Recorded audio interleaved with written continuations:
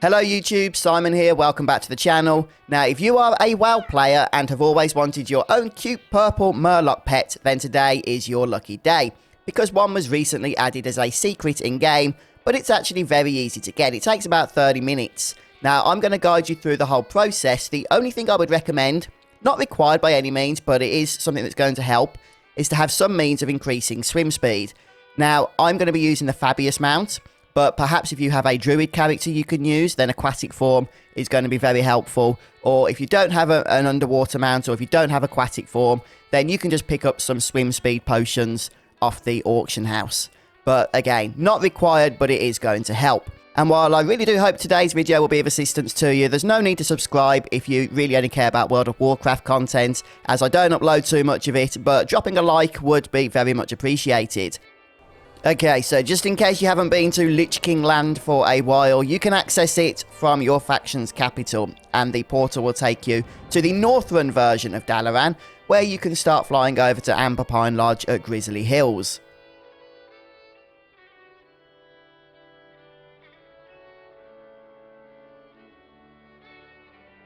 Now, when arriving at your destination, something I recommend just to save time later is to actually make Amber Pine Lodge your home. It is quite a long flight across Northrend, and we will be going back and forth from Berean Tundra. Now, once you've done that, we're going to be making our way down south towards the Venture Bay area. Now, the precise location I'm going to post for you here on the map, and the coordinates for this are 1888. It is a small iceberg island, and when you arrive, you may find a Purple Scout Murloc, or you may find the quest item that begins the chain that he drops when anybody gets close to him. While it's busy around here, it's more likely just to be the latter. In either case, make sure you start the first quest, and this is going to send us off to Berean Tundra. Now, to get to Berean Tundra, you can just fly there, of course. It is quite a long ways, or you can make your way there by other means. I went over to the harbour at Stormwind. I thought it might be a little bit faster since the boat there takes you straight to that zone. Oh, I also disable war mode at this point, since a couple of the quests in this chain are going to be a little bit easier when we don't have to compete for kills with the other faction. Now, because this secret is based around an actual quest line, from this point on, absolutely everything is clearly marked on the map, so all locations are visible as to where you need to go.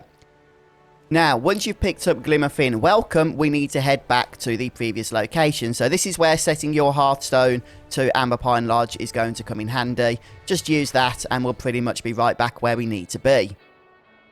Now, much of the rest of the quest chain is going to be taking place underwater. Fortunately, the previous Murloc has given us 3 underwater breathing potions, and these each last for 30 minutes. To be honest with you, one of these potions was more than sufficient to get me through the entire chain and unlock the Murloc pet at the end of it.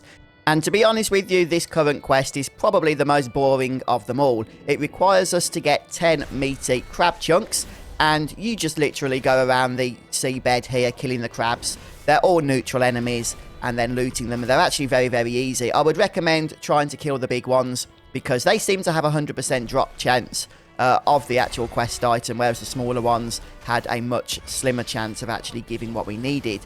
So obviously if the area is busy, it might take a little bit of time, but for me, it took about 5 minutes, if that. Now, we do not have to return to Berean Tundra at all. In fact, the rest of the quest line is going to be taking place around this sunken ship over here, and this is where the quest givers are going to remain throughout until we finish. Once inside the ship, we'll be able to find the leader of this particular Murloc tribe. He's called Glimr, and Glimr will accept the 10 meat and give us the follow-up quest, which will require us to kill a seal called Hawker, and this will provide us with a pile of blubber fat. Now, Hawker is located about 500 yards away to the northwest, but you will have to come out of the sea since he is located on an iceberg. One thing to note about Hawker, I don't know if this is intended, it's kind of annoying, but it's the way it is, and that is he only has a small amount of HP, which is not adjusted as more players attack him.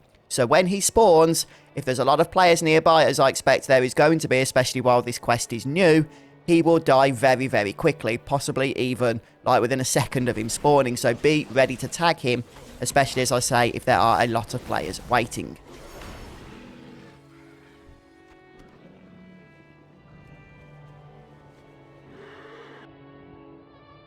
Having collected our seal blubber, we're going to be returning to the same Murloc in the ship, hand it over to him, and he's going to point us over to another Murloc NPC, also located in the ship, but a little bit further down. And this guy's going to be our friend for the rest of the quest chain. Now, the very next quest that we have to do is quite an interesting one, actually. I'm going to give you some guidance for it. We need to go and loot a giant pearl. Now, here's the thing. The pearl is located in a fatigue area, hence the reason why I did recommend bringing some swim speed boost. If you don't have any, it's not a problem. You can still do this. You're just going to have to be a little bit more cautious about that fatigue bar. So, once it's got a little bit low, you can just come back to the precipice here, the high precipice under the water, and that's where the fatigue bar will fill back up again. But you can see the quest item is just past this collection of rocks here, and there is also a giant eel. Now, this eel is there to annoy you, and while he is close to the pearl, you're not going to be able to loot it. So you have to contend with that eel as well as the fatigue bar. Now, as you can see, my fatigue bar is running a little bit low, and that eel is just going to rest there for a minute or two, meaning I'm not going to be able to wait around.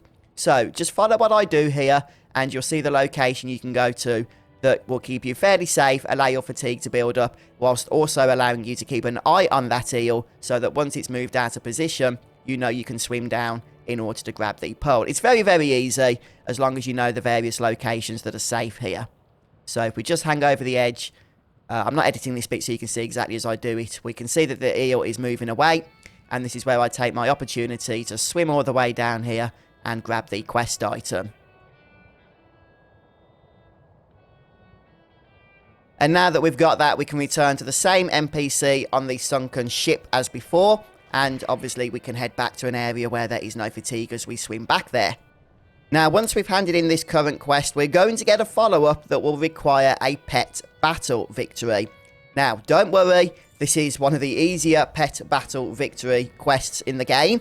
And the pets that we're actually battling are pretty much just standard level 25 pets. So any team of 3 level 25 pets should be sufficient to defeat it. But if possible, just to make things even easier, I would recommend taking in 2 pets that are strong against aquatic enemy battle pets, and 1 pet that is strong against critter type enemy battle pets. That's what I did, and I didn't really have any issues. I wasn't even paying attention to the abilities I was using, which is probably why it didn't end up as smooth as it could have been. But hey, it did the job. Now, I do understand not everybody is the biggest fan of pet battles in World of Warcraft, and don't worry if that's the case, it's the only one we need to do as part of this secret hunt. So, we're going to hand this quest in, and the follow-up is kind of an interesting quest. It's also another quest where I do recommend having that swim speed boost handy, as we are going to be entering fatigue areas once more, as you can see on the map here. Now, depending on how much swim speed you have, you're probably going to have to be going back and forth into fatigue and non-fatigue areas in order to complete this quest. But don't worry, even if that is the case, it is still quite an easy thing to do.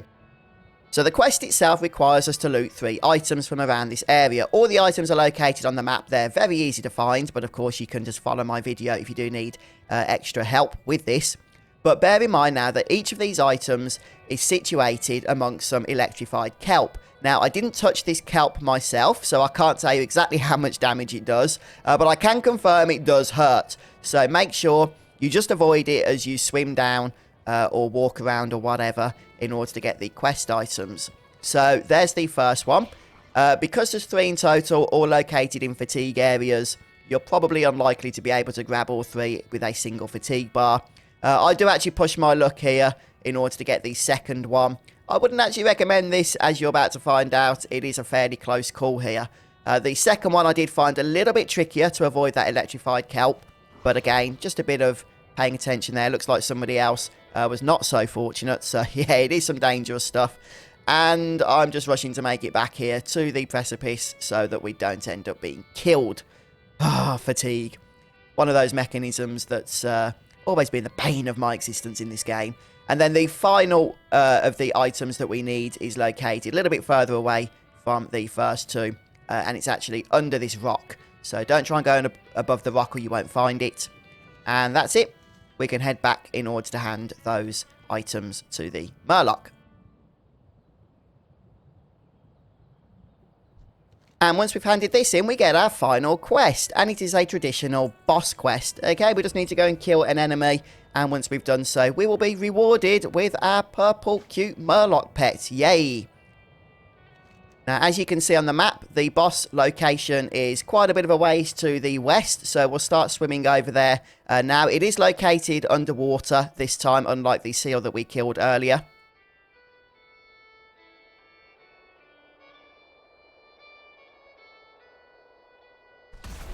Now, it is tagged as an elite enemy. It is actually kind of tricky, but if you know, fairly well geared from BFA, then I don't think you'll have too much trouble with it. I was able to solo it, and obviously if other people turn up, then they can help you as well.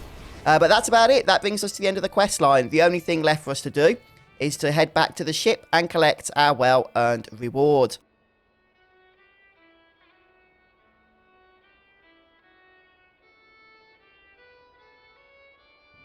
And there we have it then, folks, our own Glimr pet. So if you manage to get hold of this, please do share in the comment section. And congratulations to those of you who do. You know, it's a fun little quest chain. And the fact that we get this nice cosmetic reward at the end of it is a really good bonus as well. So yeah, I hope we get to see more cool stuff like this going forward in WoW and into Shadowlands. But thanks so much to everybody that stopped by, checked out the guide. Have a great day, and maybe I'll see you next time.